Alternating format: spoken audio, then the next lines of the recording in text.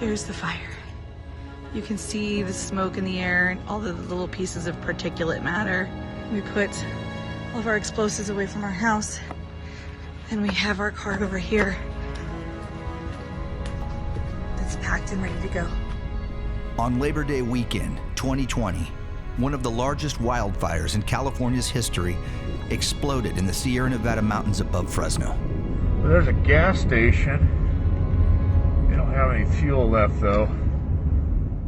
The creek fire roared through bone-dry forests, pushed by strong winds and temperatures nearing 100 degrees on Saturday, September 5th, jumping the San Joaquin River from its ignition point just below Big Creek, California, and running an astonishing 15 miles to the north in 4 hours. One of the fastest and largest wildfire spread rates ever recorded. It left behind a scorched landscape, in some places as far as the eye can see, and torched one of the Sierra National Forest's top attractions, the Sierra Vista Scenic Byway. When you come around the corner here and you get up onto the edge of Peckinpah Ridge here, and you see for the first time the wide expanse of burn scar from the creek fire. And it's sobering, it is sobering. But this route that leads travelers into the heart of one of the most scenic stretches of the Sierra National Forest is now a place for opportunity and growth, for both the plants and trees emerging from the ashes and for people to better understand how wildfire and these landscapes interact.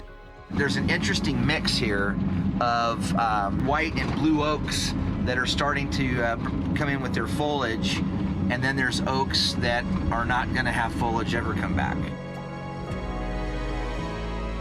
It's also an opportunity for capturing dramatic images of a natural setting, changed by fire, but still capable of revealing beauty when we learn how to see it a different way. I don't want people to think because the creek fire burned up a large part of the terrain that the Sierra Vista Scenic Byway goes through, that you shouldn't come here and see this. You actually should come here and see this. We should come here and learn about fire and also appreciate the new way of looking at the forest here. So I always try to look at something like this in a glass half full sort of scenario, and this is what we're trying to do today, is try to understand the changes that fire can bring to a forest like this, but still be able to enjoy a wonderful drive like the Sierra Vista Scenic Byway. When you travel, the world becomes a smaller place. When you explore with friends that share a love of photography, destinations come to life. This water is emerald green. We tell the stories of travel with our cameras, capturing some of the most beautiful locations on Earth. But every adventure reveals more than what's in the frame. Thunder boomers, we see them popping up right now. The people, the food, and unexpected turns in the journey Now they're gonna swim right with us. brings the full experience of travel into focus.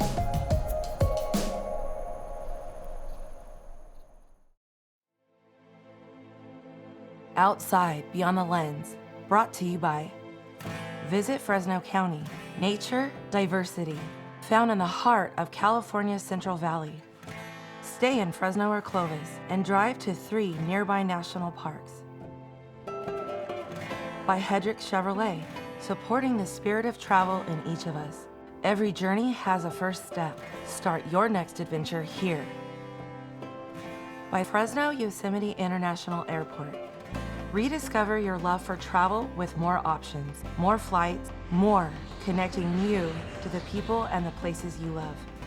And by Visit Yosemite Madera County, California's gateway to Yosemite National Park. Explore the outdoor magic of Madera County and be inspired to discover more.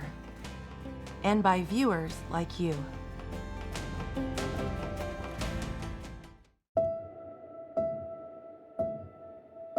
It started in a canyon below Big Creek, California, on a quiet Friday night as Labor Day weekend 2020 was beginning.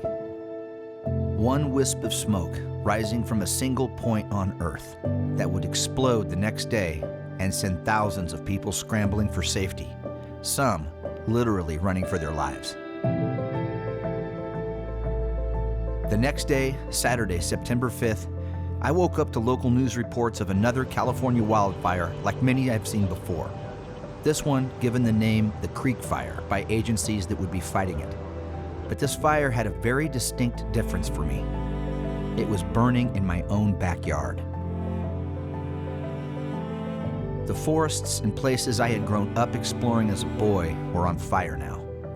Homes and cabins of friends were being destroyed. Livestock of ranchers I know, in their usual summer grazing areas, were lost.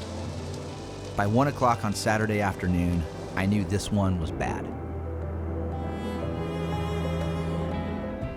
Still, as serious as the situation looked, with the creek fire's massive pyrocumulus cloud towering thousands of feet into the atmosphere that day, I never thought it would jump the San Joaquin River into Madera County and spread towards where we were headed for the weekend at our friend's cabin in Basor Meadows.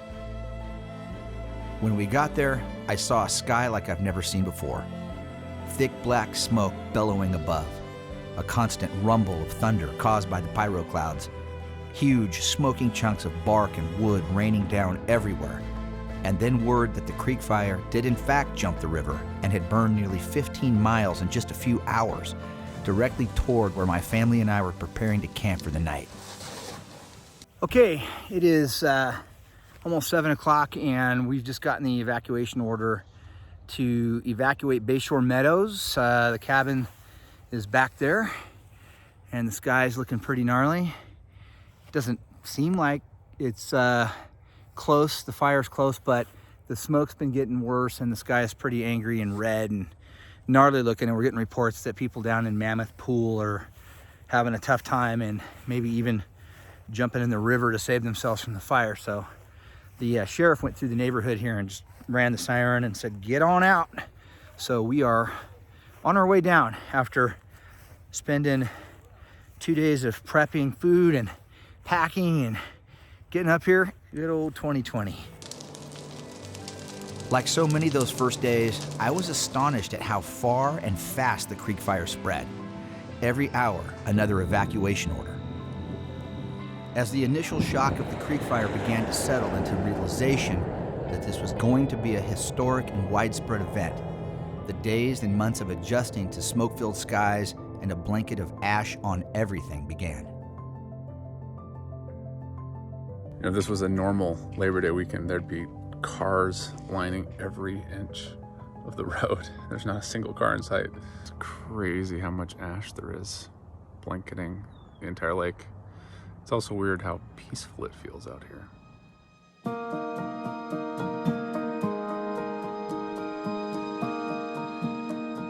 The creek fire was finally declared 100% contained on December 24th, 2020. It burned 379,895 acres, most of it in the Sierra National Forest. Hundreds were rescued by National Guard helicopters on the night of September 5th, trapped near Mammoth Pool Reservoir, with tens of thousands more evacuated from their homes for weeks. The fire wasn't directly related to any fatalities, which is still amazing to me, but 12 campers and 14 firefighters suffered injuries, some serious.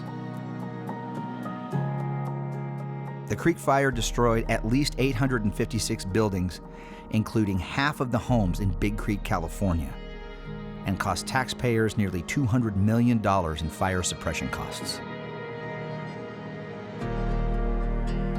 As of spring 2021, the cause of the fire is still officially under investigation. For this story, I'm not going into the politically charged debate over what is causing these mega fires in the West. There will be another time for that. Climate change, forest management practices, the decline of the timber industry, they're all components in this complex issue. In this episode, I want to focus on a specific part of the Sierra National Forest that was hit hard by the creek fire because it's long been one of my favorite ways to enjoy this special and unique mountain range in California. It's been a perfect access point to photographic adventures, fishing trips, and campouts with friends, and is a journey that starts right smack dab in the middle of California, literally, in the awesome little town of North Fork. All right, so we've got the battle van pulled over here. We're in North Fork, California, which is really cool because this is technically the geographic center of California. This is also where the Sierra Vista Scenic Byway unofficially begins if you're doing this route. And so what I like to recommend on this route, you can go either direction. I like starting from North Fork. I want to explore how there's still a way to appreciate and enjoy a scenic byway, even though much of the land that byway goes through has been burned by wildfire. And I want to try to capture and appreciate the fact that the Sierra Vista Scenic Byway is still a beautiful place to come and still worthy of a trip here to Central California and Eastern Madera County. To capture footage for this episode, we broke up the shoot into various days of filming. You'll see some shots that Zach Allen and David Boomer pulled without me, and then shots we all captured together on this run, and a few at the end that I got by myself. For now, it's time to climb out of North Fork and get this drive on the Sierra Vista Scenic Byway started. Okay, taking a quick stop here on Mammoth Pool Road, also known as the Sierra Vista Scenic Byway. One of the things you'll notice, once you get out of North Fork, it doesn't take long to get out of North Fork, and then you come up and you have this tremendous view below of Redinger Lake, which is a dammed up portion of the San Joaquin River. I don't want people to think because the creek fire burned up a large part of the terrain that the Sierra Vista Scenic Byway goes through that you shouldn't come here and see this. You actually should come here and see this. We should come here and learn about fire and also appreciate the new way of looking at the forest here. The fire burned hundreds of thousands, if not millions, of large trees and opened up views that you've never had before. So I always try to look at something like this in a glass half full sort of scenario, and this is what we're trying to do today, is try to understand the changes that fire can bring to a forest like this, but still be able to enjoy a wonderful drive like the Sierra Vista Scenic Byway.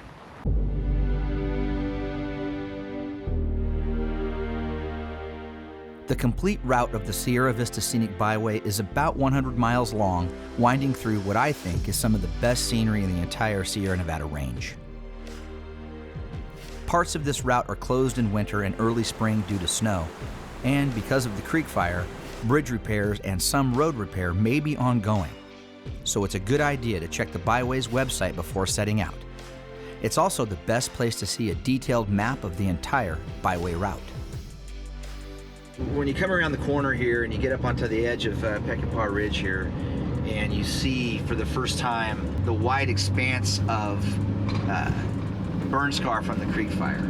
And it's sobering, it is sobering. I'm already seeing, I've been up here a couple of times since the fire burned, and I'm already seeing a lot of signs of renewal and regrowth, which is what happens. It's great to see when it finally happens. It's amazing to me how fast the fire spread.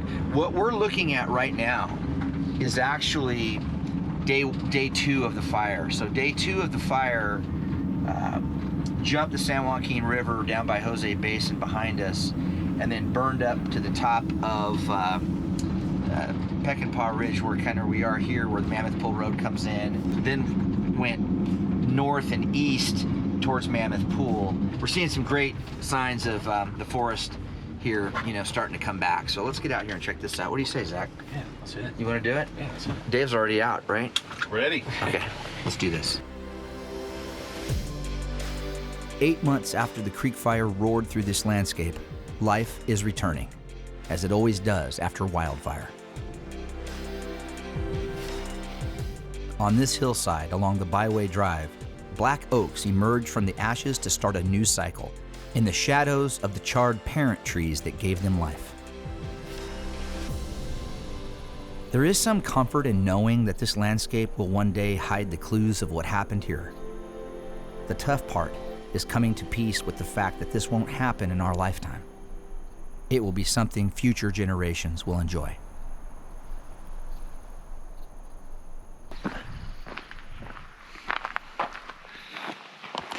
Zach has got, what lens do you have on here, Zach? The 100 to 400 on. 100 to 400. We're all shooting on Sony A7 S3s now, and this is a 100 to 400 Sony G Master lens. If you guys are camera nerds like us, This is actually the A1, actually. I forgot. this is the A1, the Sony A1 body. So this is really super fancy. I pulled over real quick because the weather is now becoming part of the story here on our shoot today. So as we're driving in, we're looking up into the San Joaquin River drainage, where the middle, north, and south forks all converge. Is right below that rock group that you see out there. And you've got Jackass Rocks and Fuller Buttes and some of those rock features off there in the distance. And we knew when we were driving up here today, Zach and I were driving up here today to pick up David, and I was looking up over the Sierras from the San Joaquin Valley below, and we could see those lenticular clouds, you know, those clouds that look like big UFOs. Those, we call them Sierra wave clouds or lenticular clouds. That's a telltale sign that there's high winds up high in the atmosphere ahead of a big storm system like this. So I wanted to pull over here real quick and try to document, get some shots of this dramatic landscape that's happening right now as the weather and the land work together here to make this pretty cool setting for us right now.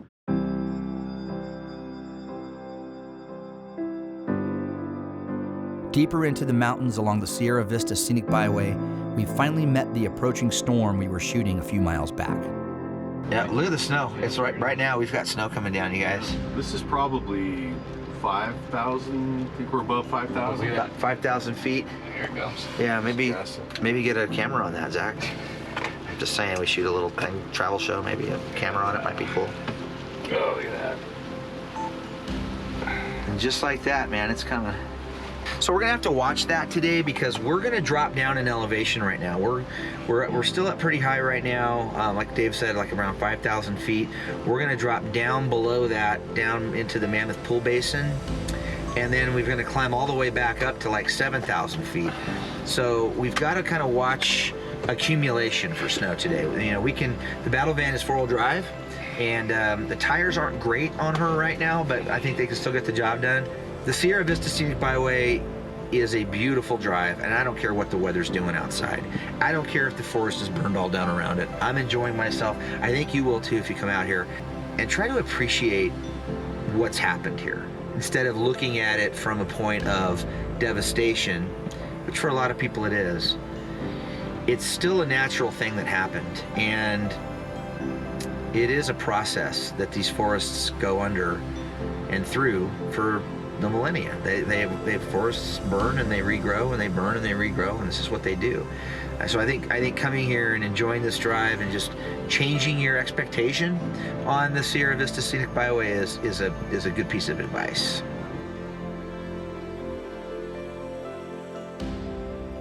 The creek fire started under the worst of coincidences. Hot, dry, windy conditions on a busy Labor Day weekend in the year of COVID, when everyone had been locked up all summer. Thousands were in these mountains just beginning a 3-day weekend of camping, boating, and hiking in the Sierra National Forest. Signs of how fast the flames spread on Saturday, September 5th can still be seen 9 months after the firestorm raced through the Whiskey Ridge section of the Byway Drive.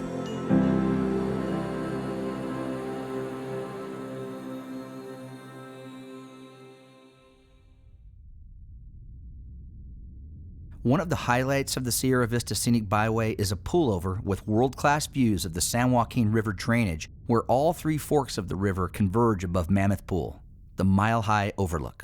A little chilly, eh, Zach? Yeah, that peaked quick. But for us, now getting hammered by high winds, freezing temps, and driving snow, Mile High is a tough place to shoot. Using the battle van as a wind block, Zach is dead set on burning a time-lapse shot here, which means we're staying put for about an hour. Plans are in place to fully restore this popular stop and repair fire damage to interp signs and facilities here. Even if doing the full Byway Loop drive is too much to bite off for you, driving to Mile High and taking in the incredible views is a worthy payoff to this journey. For us, the payoff of filming in wintry conditions is another Zach Allen time-lapse classic of the storm from Mile High Vista that tells the visual story of this day in the Sierra.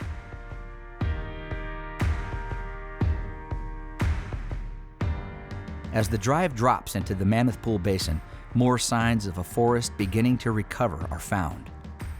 Lupin blooms against a backdrop of blackened sticks, once a lush stand of pines. A small creek bed becomes a foothold for life and growth in a scar of what the creek fire left behind.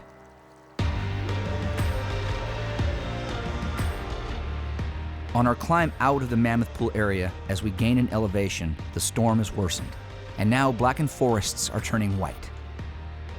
All right, well, we have reached a point where we've made a decision to turn around. The byway is climbing in altitude right now. We're between 6,000 and 7,000 feet right now, and the snow is really starting to stick, and it's not slowing down. It's just steady, coming down pretty hard. But in a situation like this, where we have snow falling and we have a lot more altitude to gain, it's not a smart play for us right now. So we're gonna go back down towards Mammoth Pool Road, and we're gonna take Grizzly Road, which is a nice little cut road, like a shortcut road between Mammoth Pool Road and Bayshore Road. It takes the whole loop out of play, but it's still a beautiful alternate route to the drive and the experience back here in this basin. And for us right now, as the snow starts to stick to the ground, we need to get up in altitude and over the summit, so we're going downhill before the snow really starts to stick to the road.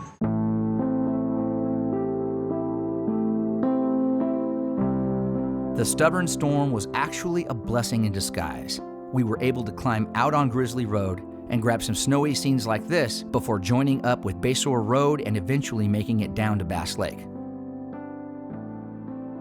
But the following week, I came back up by myself in much better weather to scope out the part of the byway that we couldn't make. At Chiquito Creek, the new bridge under construction is still under construction. The creek fire forced crews here to evacuate, and a lot of work remains. So using Grizzly Road up to Bayshore Road from Mammoth Pool will be what we suggest for the alternate Sierra Vista Scenic Byway route until this bridge is completed. And once you're up on this part of the route, just above the creek fire's northern reach, forests are unburned and thriving. Just a few hundred yards from a scorched forest, unique stops like Globe Rock, a giant, almost perfectly round granite boulder sitting on a pedestal, has been a place of interest for a long time. The Mono tribes of Native Americans gathered here to grind acorns, and even President Teddy Roosevelt had his picture taken below this rare rock feature. Just up the route from the intersection of Grizzly and Bayshore Roads, the only stop along the byway drive to grab some food and a cold drink is the historic Jones's store at Bayshore Meadows. How many beers, guys? One soda?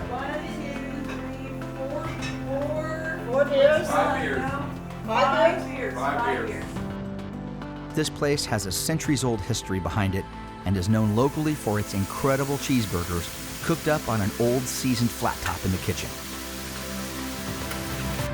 Enjoying something cold to drink while eating lunch out in the high country air with friends is a great part of the Sierra Vista Scenic Byway experience. Oh, it's apple pie a la mode. Pass it around here, mister. At Cold Spring Summit, just up the road from Jones's store, you can go straight back down to Bass Lake or take a right for an off-pavement run down to Sky Ranch Road and back out to the town of Oakhurst. Here, the forests are still healthy, lush, and mostly free of signs of fire. I love being able to just hear the wind, the birds, the water. I love how peaceful it is out here at this point in time. I love the fact that it's close enough to Yosemite, but remote enough so that you can avoid the large crowds. Taking a few minutes to pull over, get out of the car, and appreciate the smaller scenes of beauty, like these western wallflowers blooming in the late spring sun, remind me of the contrast you can experience on the Byway Drive. The creek fire changed a large part of the central Sierra Nevada mountains in California and the experience of the Sierra Vista Scenic Byway. But those changes shouldn't deter you from coming here. The Byway is now one of the best ways to see the effects of large wildfires up close and to witness the rebirth that happens in their aftermath. And in a one-day round trip, you can literally pass through landscapes like this and in your day with a view that reminds us all that doing more and doing better to preserve our forests and protect them from wildfire is something we all need to quickly learn how to do together.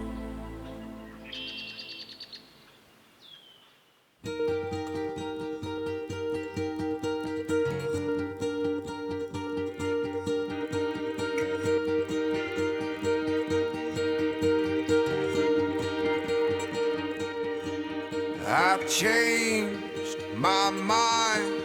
I'm not going back there. I just don't fit right.